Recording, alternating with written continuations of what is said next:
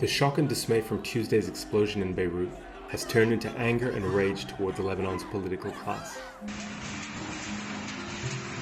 Anti-government demonstrators clashed with security forces, who fired tear gas at them near Beirut's parliament. State media reported that several people were injured.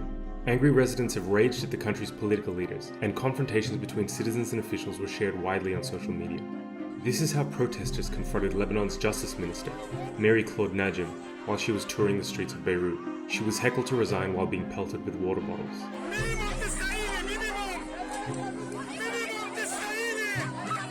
Former Lebanese Prime Minister Saad Hariri and his convoy were also confronted by protesters.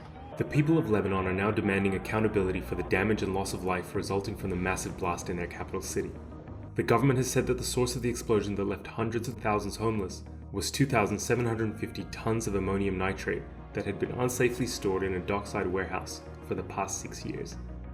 Unearthed documents reveal that the stockpile of ammonium nitrate has been the subject of concern and repeated warnings from officials. A letter addressed to a judge by the former director of Lebanese Customs, Badri Daher, in 2017 appears to show that customs officials sent at least 6 official requests asking for guidance and warned of the dangers of storing such a large amount of ammonium nitrate. Investigators are now looking into possible negligence that led to the deadly explosion. A number of Beirut port officials are also now under house arrest pending an investigation into Tuesday's explosion. But many Lebanese are blaming high-ranking officials, saying that their corruption and lack of accountability brought on the country's current economic collapse, and that this time, their negligence has caused unparalleled damage to the city. سيد عون، إن كل المنظومة الفاسدة التي أتت بك إلى الرئاسة لتتقاسم معك المراكز والمنافع قد سقطت منذ فترة، وهي استكملت سقوطها بزلزال بيروت. وأن من سقط أمس في بيروت هو نتيجة سقوط مفهوم الدولة في كل لبنان في عهدك.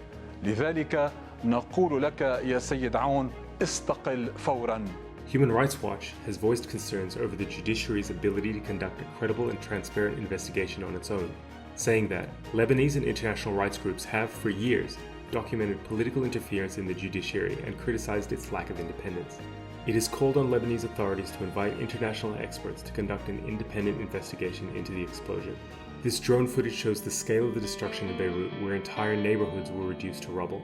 Beirut's governor, Marwan Aboud, said that over half the city had been damaged, leaving 300,000 of Beirut's residents homeless. Officials estimate the cost of the damage from the deadly blast to be between 10 and 15 billion US dollars.